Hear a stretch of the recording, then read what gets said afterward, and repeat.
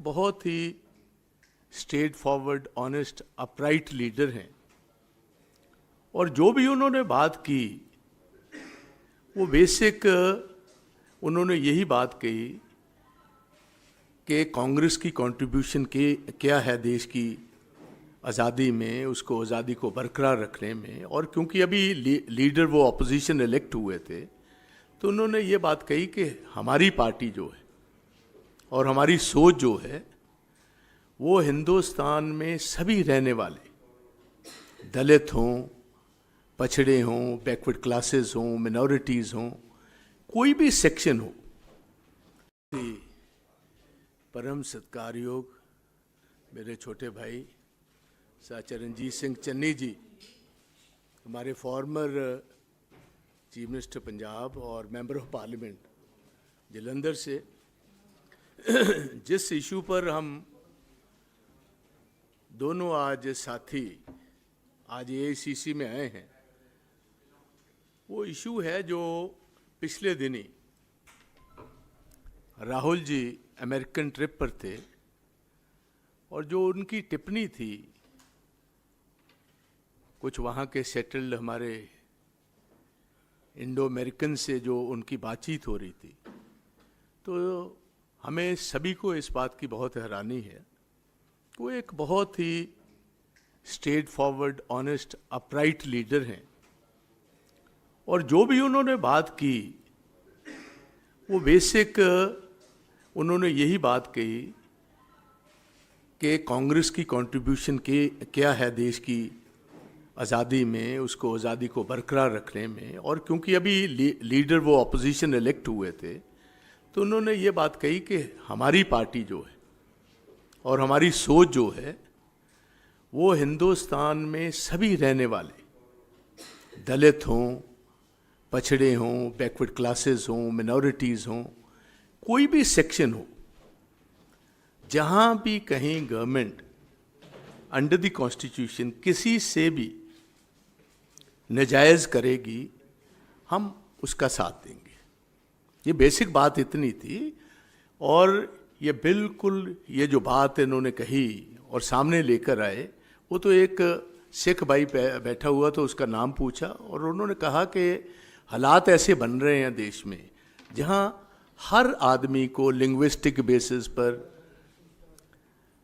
States को, minorities को ज़ात पात पर टारगेट करने की कोशिश की जा रही है। और मैं ये विश्वास दिलाना चाहता हूँ कि हमारा जो इंडिया ब्लॉक है और विशेष तौर उनका जो रोल है, वो हम सभी उन सभी को सपोर्ट करेंगे। और मैं ये बात यहाँ ये पूछना चाहूँगा अपने बीजेपी के भाइयों से कि आपने ये हर बात कोई चीज़ आउट ऑफ प्रोपोर्शन छेड़ने की आप कोशिश करते हो। सबसे पहले तो जो राहुल जी ने बात कही, हम उसका स्ट्रांगली समर्थन करते हैं। सारे पंजाब में भारी पैमाने पर उनको इस बात की सपोर्ट मिली, क्योंकि जो भी उन्होंने कहा काफ़ी हद तक उसमें असलियत थी। क्योंकि आप सबसे पहले देखिए कि फार्मर्स जो हैं वो एक धर्म से विश्वास, एक धर्म के नहीं हैं। जो एजिटेशन चली इधर 11 महीने, मैं भी तब मेंबर ऑफ पार्लियामेंट था, और वो एजिटेशन अकेली पंजाब तक कन्फाइन नहीं थी, सारा हरियाणा उसमें इन्वॉल्व था, राजस्थान था, यूपी के बॉर्डर के लोग थे, वेस्टर्न यूपी के थे, दिल्ली के थे, उत्तराखंड, बहुत दूर से साउथ इंडिया के भी लोग आ चुके थे, इधर आए हुए थे। मगर आप देखिए कि 11 महीने बीजेपी की गवर्नमेंट ने इतना भी नहीं किया कि बॉर्डर पर हमारे प्राइम मिनिस्टर ने टाइम भी नहीं निकाला कि 10 मिनट जाकर जो किसान भाई देश का पेट पालते हैं उनकी हम जेन्युइन डिमांड्स जो हैं उनकी बात तो सुन लें। और मुझे पता है हम मेंबर ऑफ पार्लियामेंट थे, महीना, 1.5 महीना, 2 महीने ना लोकसभा चल पाई ना राज्यसभा चल पाई, क्योंकि इन बिल्स पर ये बात करने को भी तैयार नहीं। तो ये बात उन्होंने, और मुझे इस बात का अफसोस है कि आज हम काउंटर सवाल पूछते हैं इनके मंत्री पुरी साहब को, लालपुरा साहब को, एक और हैं दिल्ली के, इनके ताज़ी कांग्रेस के गए हुए भाजपा में, और एक हमारे कांग्रेस पंजाब से आकर इधर मंत्री बने हुए हैं, कि अब आप काउंटर सवाल कर रहे हो, कभी आपने तब तो आवाज़ उठाई नहीं जब ये बीजेपी के लीडर हमारे किसान भाइयों की, उनकी दस्तार की वजह से, उनकी पगड़ी की वजह से जो इधर बॉर्डर्स पर बैठे हुए अपनी जेन्युइन डिमांड्स रख रहे थे, आप उनको खालिस्तानी बता रहे थे। और मैंने बोलते हुए तब भी कहा था प्राइम मिनिस्टर साहब से, प्राइम मिनिस्टर साहब जिस हिसाब का व्यवहार आपकी सरकार और आप कर रहे हैं, हमें तो कई दफे ऐसे लगता है कि ये सेकेंड वर्ल्ड वॉर से पहले जो एडोल्फ हिटलर ने जर्मनी में किया था, ऐसे हालात आपने पैदा कर दिए। इर्द गिर्द बार्ब्ड वायरिंग लगा दी, उनके टेलीफोन के कनेक्शंस काट दिए गए, ये उनका पानी का कनेक्शंस काट दिया गया। और ऐसे कई, आपको पता है उसके बाद यूपी के एक इनके मिनिस्टर हैं जो मिनिस्टर ऑफ स्टेट थे, उनके लड़के ने कैसे किसान अपनी डिमांड रख रहे थे और बहुत सारे उनमें से हमारे सिख भाई थे, कैसे जीप के नीचे रोन दिए, 5-6 लोग मार दिए गए जी। और कितना लंबा अरसा हर पार्टी ने डिमांड रखी देश भर में कि आप मिनिस्टर से इस्तीफा दिलवाए, आपने कोई जवाब तक नहीं दिया। लास्ट मोमेंट तक उसको कंटिन्यू रखा आपके सामने जी। उसके बाद मैं बताना चाहता हूं, अब ऑफ लेट हमारे किसान भाई अब फिर आज से 4-5 महीने पहले पंजाब के दिल्ली में अपनी बात एक दफा फिर लाना चाहते थे, क्योंकि इन्होंने प्रॉमिस किया था। जब ये कानून इन्होंने वापस लिए थे तो इन्होंने चंद बातों का प्रॉमिस किया था। एक तो था कि हम एमएसपी देंगे, इसको लीगल गारंटी देंगे, और जिन लोगों ने दिल्ली में 8-9 महीने एजिटेशन की है, उन पर जो नेशनल हाईवेज पर और इंडियन रेलवेज पर जो केसेस बने हम वापस लेंगे। कुछ और बातें भी थी। हरियाणा की गवर्नमेंट जो बीजेपी की, खट्टर साहब की गवर्नमेंट, उन्होंने 5-5, 4-4 इंच के कील लगवा दिए वहां। आप मुझे बताओ कैसी ये डेमोक्रेसी है? ये आजादाना देश है, इसमें आप अपने किसानों को एक सेब पैसे चाहते थे। हमारे किसान और कुछ नहीं थे कर रहे, वो बस इतना चाहते थे कि हम आकर इधर जैसे पहले आए हैं, हम दिल्ली में आकर जंतर मंतर पर बैठेंगे, अपनी आवाज रखेंगे। वहां मुझे बहुत अफसोस से कहना पड़ता है, हरियाणा की पुलिस ने लाठीचार्ज भी किया, गोली भी बरसाई। एक नौजवान शुभकरण सिंह, 21 साल का नौजवान, फायर वेपन से वो मारा गया जी। 200 से ज्यादा किसान पटड़ हुए। और मैंने खुद as leader of the opposition एक बिल डाली हाई कोर्ट में, ऑनरेबल हाई कोर्ट ने उस पर फैसला करके जुडिशियल कमीशन बैठाया। तो ये जो वो बातें किसानों की रख रहे हैं, या सारे देश में कभी मणिपुर की बात कर रहे हैं, या आपके सामने ही है जम्मू कश्मीर की होंद को खत्म कर दिया जी। एक स्टेट थी, स्टेट को यूनियन टेरिटरी में बदल दिया। बात तो वो इतनी ही कर रहे हैं कि जहां डेमोक्रेसी खतरे में है, या कोई एथनिक ग्रुप्स बैठे हुए हैं, या दलित भाईचारा है, या ट्राइबल्स हैं, या मिनॉरिटीज हैं, उनके जहां भी इंटरेस्ट को प्रोटेक्ट नहीं किया जाएगा, वो कांग्रेस करेगी और इंडिया ब्लॉक करेगा। मैं इधर, चन्नी जी हमारे भाई इधर बैठे हुए हैं, मैं आज क्योंकि ये मौका मिला है, मैं बात ये करना चाहता हूँ। राहुल जी ने तो बस आइडेंटिटी की अभी बात ही की थी। पंजाब आप देखिए सबसे बड़ा कंट्रीब्यूटर है देश की आज़ादी में। उसके बाद देश का पेट पालने में जय जवान और जय किसान का नारा पंजाब लाल बहादुर शास्त्री जी का जो था, वो सबसे ज़्यादा अगर उसका असर था पंजाब में था। अब देखिए हमारी स्टेट का पिछले 2.5-3 साल से लगातार इकोनॉमिक ब्लॉकेड है। हमारा 7,000 करोड़ रुपया सूबे का जो है वो रूरल डेवलपमेंट का फंड रोक रखा है। हजारों करोड़ रुपए के हेल्थ के जो हमारे पैसे हैं वो रोक रखे हैं। हजारों करोड़ रुपए के हमारे एजुकेशन के पैसे रोक रखे हैं। और जो पंजाब का ट्रेडिशनल ट्रेड रूट था, सिल्क रूट जिसको कहते हैं, आप जितनी भी बाहर से इन्वेडर्स आए हैं, they always came via this land route. और आज पंजाब देखिए, सारे जो जहां भी प्रफुल्लित सूबे हो रहे हैं उनके अपने पोर्ट्स हैं। पंजाब में कोई पोर्ट नहीं है, हमारे पास एक ड्राई पोर्ट ही है, वो अमृतसर है, गुरुओं की नगरी है। आपने 10 साल से उसको भी बंद करके रखा हुआ है। पंजाब को इकोनॉमिकली परेशान किया जा रहा है जी। तो ये सारी बातें जो हैं ये मैं सामने रखना चाहता हूँ। आप जो राहुल जी ने बात उठाई चन्नी जी, वो देश के सामने मैं ये भी बात रखना चाहता हूँ। आज से 15-20 दिन पहले 4 किसान लीडर तमिलनाडु में दिल्ली से फ्लाइट लेने के लिए टिकट्स हो चुकी थी, बोर्ड किया प्लेन। हमारे रिलीजियस सिंबल्स हैं, जैसे दस्तार है, हम पगड़ी जिसको कहते हैं, हमारा कड़ा है, ऐसे ही शॉर्ट करपान हम ऊपर से डालते हैं। उन आदमियों को प्लेन में अभी तक कभी ये नहीं हुआ कि हिंदुस्तान में किसी ने फ्लाइट पर रिलीजियस हमारे सिंबल्स की वजह से उनको फ्लाइट से उतार दिया गया जी। किसानों की एक मीटिंग में आपने ये वाइडली रिपोर्टेड था सारे जी, दिल्ली के एयरपोर्ट से उनको नीचे उतार दिया गया जी। जहाँ तक मैं समझता हूँ कि ये दिल्ली के लीडर ने जो राहुल जी को ये बात कही, उसका भी मैं समझता हूँ हमारा डायरेक्ट चार्ज है कि ये बीजेपी की गवर्नमेंट ने जो उसने ये बात कही, हम उसको कंडेम करते हैं, क्योंकि सिख परंपराओं के खिलाफ है ये बात।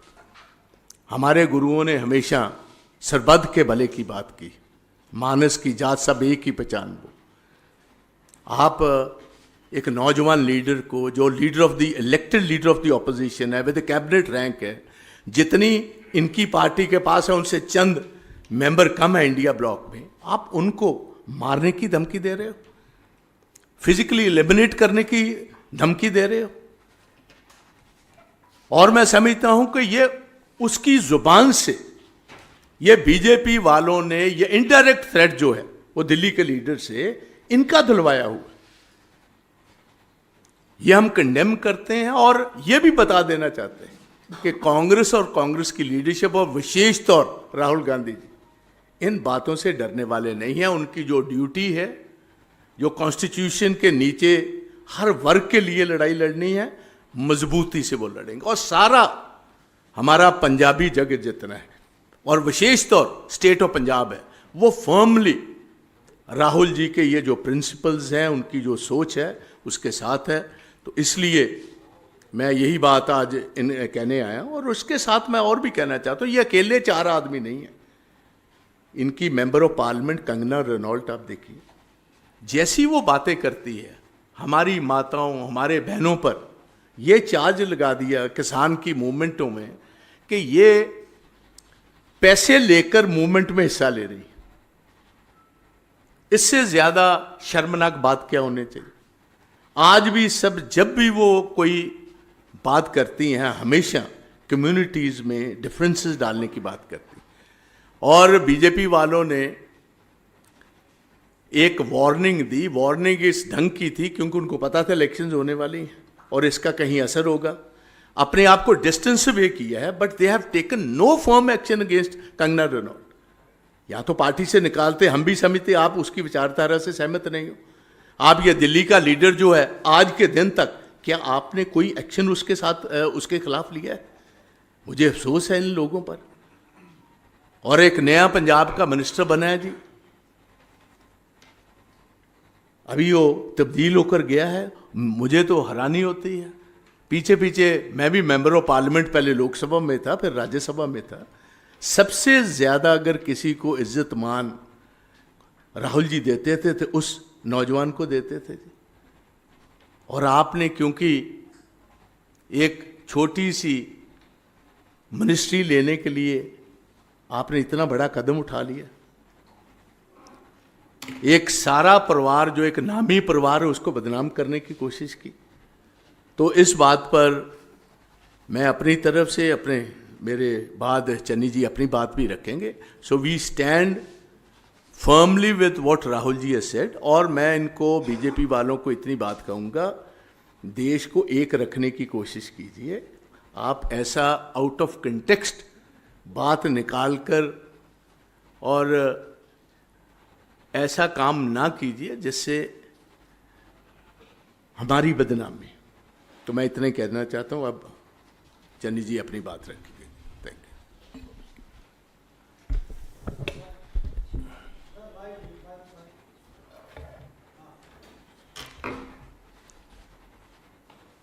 आप सबका धन्यवाद।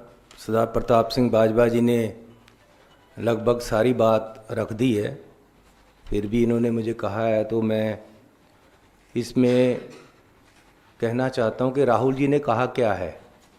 राहुल जी ने बोला है, एक सिख नौजवान को संबोधन करते हुए उन्होंने कहा, fight is about whether he है as a Sikh is going to be allowed to wear his turban in India, or he as a Sikh is going to be allowed to wear kara in India, or he as a Sikh is going to be allowed to go to Gurdwara in India. And thus that's what the fight is about, and not just for him, for all religions. उन्होंने चिंता जाहिर की है कि जिस तरीके से देश में दलित, SC, ST, OBC और मिनॉरिटीज़ को ट्रीट किया जा रहा है और जिस तरीके से इनके खिलाफ एक जहाज छेड़ा हुआ है बीजेपी ने हर तरीके से, आने वाले समय में ऐसा होगा या हो सकता है कि सिखों को टर्बन पहनने की भी अनुमति ना हो। क्या वो होगी या नहीं होगी, ये चिंता जाहिर की है और एक वैलिड चिंता है। उन्होंने सिक्खी की बात की है, सिखों के हक में बात की है, हम उनकी सराहना करते हैं। और जिस तरीके से उन्होंने सिख धर्म के प्रति अपनी श्रद्धा दिखाई और श्री हरमंदिर साहिब में जाकर सेवा भी की है, अक्सर जाते हैं, उससे सिख उनसे प्रभावित हैं। और ये जो जहाद अब जिस तरीके से बीजेपी इस उनकी जो स्टेटमेंट है इसको मिस इंटरप्रेट कर रही है, वो एक्चुअली क्या है, वो ये नहीं कह रहे हैं कि जी ये बाहर जाकर बोला है इसलिए बदनाम हो गए हम। एक्चुअली उनको तकलीफ ये है कि राहुल गांधी जी ने सिखों के हक में बोला है। तकलीफ ये है कि इन्होंने सिखों के हक में क्यों बोला, इसलिए लड़ाई दूसरी तरफ से बनाकर सिखों को बदनाम करने की कोशिश की जा रही है और राहुल गांधी जी को बदनाम करने की कोशिश की जा रही है। जो उन्होंने चिंता जाहिर की है वो जायज़ है और उसके बहुत सारे उदाहरण भी दिए जा सकते हैं मिनॉरिटीज़ में, दलितों में, ST, OBC में, कि किस तरीके से मौजूदा सरकार इनको दबा रही है और किस तरीके से इनके साथ व्यवहार किया जा रहा है। जो भी किसानी की बात करता है, जो पंजाब की बात करता है, जो सिखों की बात करता है, जो मिनॉरिटी की बात करता है, जो SC, ST की बात करता है, उसको या खालिस्तानी कहा जाता है या देश विरोधी कहा जाता है। ये कोई नई बात नहीं है। अगर राहुल जी ने कहा है तो पूरा पंजाबी लोग और हम सिख लोग उनके साथ हैं और हम उनकी सराहना करते हैं। He framed these issues as part of broader struggle for religious freedom in India. So Rahul ji ने जो बोला है हम उसके साथ हैं और बीजेपी सिखों की भावनाओं के साथ खेलना बंद करे। कुछ ऐसे सिख जो गद्दार तरीके से काम करते हैं बीजेपी में जाकर, उनको आगे खड़ा करके राहुल गांधी जी के जिस तरीके से खिलाफ बोला जा रहा है और धमकियां दी जा रही हैं और जान से मारने तक की धमकियां दी गई हैं, ये देश की डेमोक्रेटिक सिस्टम के लिए अच्छा नहीं है। किस तरफ बीजेपी सरकार देश को ले जा रही है ये बीजेपी को सोचना पड़ेगा। और वो जो ये मरवाहा जैसे लोग हैं जिन्होंने उनको धमकियां दी हैं, उसी समय उन पे पर्चा हो जाना चाहिए था कि देश के अपोजिशन लीडर को किस तरीके से कि जी जो हाल तुम्हारे पूर्वजों का हुआ तुम्हारा भी होगा, ये धमकियां जो दी गई हैं इन पे उसी समय पर्चा हो जानी चाहिए था। और हम मांग भी करते हैं कि उन पे पर्चा हो। और ये जो सारा कुछ हो रहा है इलेक्शन को देखकर, जो मेन मुद्दे हैं उनसे ध्यान लोगों का भड़काने के लिए, उनकी इंटेंशन डाइवर्ट करने के लिए ये सारा कुछ हो रहा है। मैं पूछना चाहता हूँ कि पंजाब एक खेती प्रधान सूबा है बहुत तरीके से पंजाब को तहस उस वहाँ की अर्थव्यवस्था तहस नहस करने के लिए किसानों के खिलाफ कार्रवाइयाँ की जाती, उनके खिलाफ काले कानून लेकर आते हैं। इस बार भी ये चोने की फसल है, पैडी, वहाँ आज तक शैलरों में चावल उड़ रहा है, उठाया नहीं गया। हर शैलर वाले को 1 से 10 करोड़ रुपए तक का घाटा पड़ गया है। सरकार चाहती है कि पंजाब में खेती ना हो, इसलिए खेती वालों को हैरान किया जा रहा है, उनको परेशान किया जा रहा है, उनके बिजनेस खराब किए जा रहे हैं, उनकी फसल उठाई नहीं जा रही। ये सारा कुछ पंजाब और पंजाबियत और सिखों को ख़त्म करने की एक बहुत बड़ी साजिश है जो मैं आपके सामने रखना चाहता हूँ।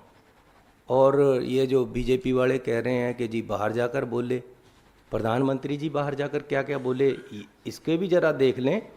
चाइना में ये कहा था, अरे भगवान बचाए भाई, पता नहीं पिछले जन्म में क्या पाप किए थे कि इंडिया में पैदा हो गए। ये मैंने नहीं बोला, ये बीजेपी के उस समय प्रधानमंत्री हैं जो आज, उन्होंने बोला हुआ था बाहर चाइना में जाकर। चाइना भी बाहर का देश है, बात अंदर और बाहर की नहीं है। आज मीडिया इतना है कि आप यहाँ बात करो या बाहर बात करो, बात तो चारों तरफ फैलती। बात ये है कि उसका बात का मतलब क्या है। मतलब ये है कि आने वाले समय में मिनॉरिटीज़ को देखने के लिए भी कांग्रेस पार्टी उनके साथ खड़ी है। और राहुल जी ने जो सिखों के हक में बात की है, सिख उससे आभारी है और हम उनके जो बयान है उसके साथ है। धन्यवाद। सिंह मारवाह ने जो बयान दिया, उन्होंने प्रदर्शन करते हुए कहा कि राहुल गांधी बाज आ जा, वरना तेरा वही हाल होगा जो तेरी दादी का हुआ। 2 दिन बीत गए हैं, क्या आप लोग इसके खिलाफ एफआईआर दर्ज कराएंगे? क्या कोई पुलिसिया शिकायत करेंगे? क्योंकि अब तक कोई उनके खिलाफ एक्शन नहीं हुआ है। मैंने पहले भी यही कहा है कि ये मरवाहा नहीं बोल रहा है, ये बीजेपी बोल रही है, उनकी आइडियोलॉजी बोल रही है। राहुल गांधी के खिलाफ उनका जो राहुल गांधी जी ने सिख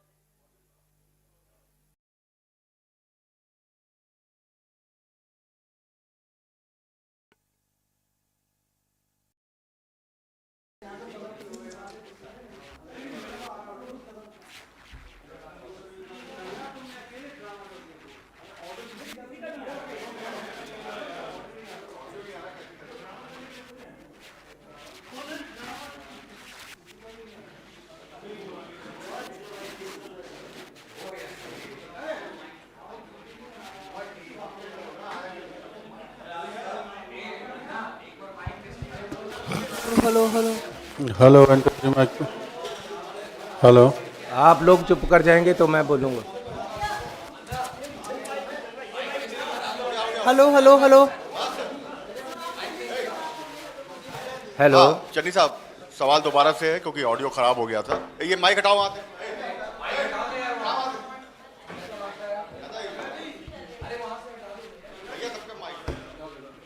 सर, तरविंदर सिंह मारवाह ने सिखों के प्रदर्शन जो था बीजेपी का, उसमें उन्होंने कहा कि राहुल गांधी बाज आ जा, वरना तेरा वही हाल होगा जो तेरी दादी का हुआ था। इस बात को 2 दिन हो गए हैं और भाजपा ने तो कोई कार्रवाई नहीं की है। क्या कांग्रेस पार्टी, आप लोग एफआईआर दर्ज कराएंगे, उनके खिलाफ पुलिसिया शिकायत करेंगे? देखो, राहुल गांधी जी ने पगड़ी के हक में बोला है, सिक्खी के हक में बोला है, मिनॉरिटीज़ के हक में बोला है। और जो मरवाहा कुछ सिखों को लेकर वहाँ गया, वो मरवाहा या सिख नहीं, वो बीजेपी की एक चाल है कि जो अपोजिशन लीडर राहुल गांधी जी का ग्राफ बढ़ रहा है, उन्होंने सिखों के हक में क्यों बोला, इसलिए उस बात को पलटकर वो कर रहे हैं। ये मरवाहा नहीं बोल रहा कि आपका हशर वही होगा जो आपके पूर्वजों का हुआ, ये बीजेपी बोल रही है। और हम ये मांग कर रहे हैं कि मरवाहा पे एफआईआर होनी चाहिए। उसने जिस तरीके से धमकियां दी है, ये डेमोक्रेटिक सिस्टम में किसी तरह भी अलाउड नहीं है। एक मिनट, देखो, मैं पहले ये पूछ रहा हूँ, हम तो करवाएंगे ही, मगर क्या मौजूदा सरकार जो है, एक लीडर ऑफ ऑपोजिशन को थ्रेट आया बीजेपी के लीडर से, तो ये एफआईआर तो गवर्नमेंट की तरफ से अब तक लॉन्च हो जानी चाहिए थी।